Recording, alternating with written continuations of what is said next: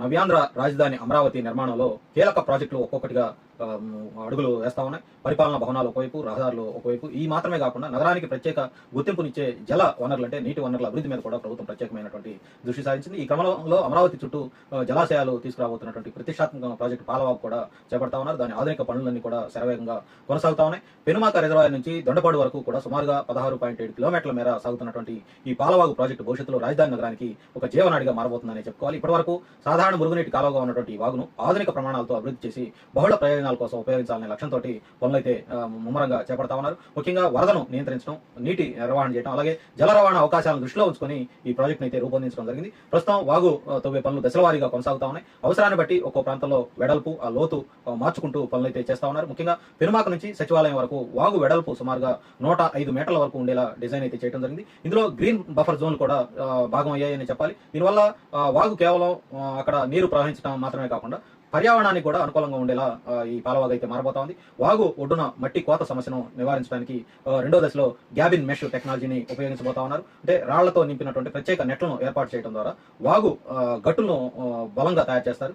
వరదల సమయంలో కూడా ఈ గట్లు ఏవైతే ఉన్నాయో అవి దెబ్బతినకుండా కాపాడటం కోసం ఇదంతా కూడా చేస్తా ఉన్నారు. వాగు ఒక అందమైనటువంటి రూపాన్ని కూడా తద్వారా ఇవ్వబోతా ఉన్నారు. భవిష్యత్తులో ఇది నగరానికి ఒక ఆకర్షణీయమైనటువంటి ప్రదేశంగా మారే అవకాశాలు కనిపిస్తా ఉన్నాయని కూడా అధికారులు చెప్తా ఉన్నారు. పాలవాగు మార్గంలో పలు కీలక రహదారులు దాటే ప్రాంతాల్లో భారీ వంతెనల నిర్మాణం కూడా మరోవైపు జరుగుతోంది. ముఖ్యంగా N1, N4, N11, N13 వంటి ఈ ప్రధాన రోడ్లు ఏవైతే ఉన్నాయో వాటి మీద ఆధునికమైనటువంటి బ్రిడ్జిలు కూడా నిర్మిస్తా ఉన్నారు. ఈ వంతెనల కింద నుంచి వాగు ప్రవాహం నిరాటంకంగా కొనసాగుతుంది. దీంతో రవాణా వ్యవస్థకు ఎలాంటి ఆటంకం లేకుండా నీటి ప్రవాహం కూడా సక్రమంగా సాగేందుకు వీలు కలుగుతుంది.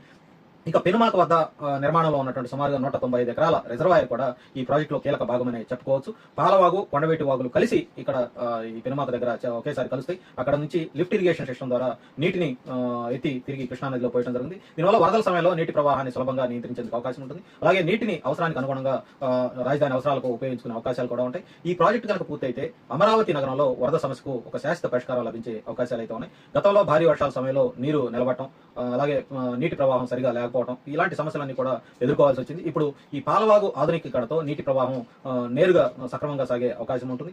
తద్వారా ఏదైతే అమరావతి నగరం ఉందో వరదల నుంచి రక్షించేందుకు ఇది ఒక శ్రీరామ రక్షగా తోడ్పడబోతా ఉందని చెప్పుకోవాలి. పర్యావరణ పరిరక్షణ కూడా ఈ ప్రాజెక్ట్ ఎంతో తోడ్పడబోతా ఉంది. వాగు వెంట రెండు వైపులా కూడా 20 నుంచి 30 మీటర్ల మేర గ్రీన్ బఫర్ జోన్లను అభివృద్ధి చేయబోతా ఉన్నారు. గ్రీన్ బఫర్ జోన్ అంటే చెట్లు కావచ్చు, పార్కులు కావచ్చు, నడిచేందుకు మార్గాలు కావచ్చు, ఇవన్నీ కూడా ఏర్పాటు చేయడం ద్వారా ప్రజలకు ఒక విశ్రాంతి ప్రదేశంగా కూడా ఇది మార్చేందుకు అవకాశం ఉంది. నగరంలో గాలి నాణ్యత మెరుగుపడటానికి కూడా ఇది సహాయపడుతుంది. ఓవరాల్ గా కాలుష్యాన్ని నియంత్రించేందుకు కూడా ఉపయోగపడబోతోంది. అంతేకాకుండా భవిష్యత్తులో ఈ వాగును జల రవాణా కోసం ఉపయోగించే అవకాశాలు కూడా పరిశీలిస్తా ఉన్నారు. చిన్న చిన్న పడవలు కావచ్చు, ఈ టూరిజం కార్యకలాపాలు ఇలాంటివన్నీ కూడా ఈ ప్రాజెక్టులో భాగం చేస్తా ఉన్నారు. దీంతో అమరావతి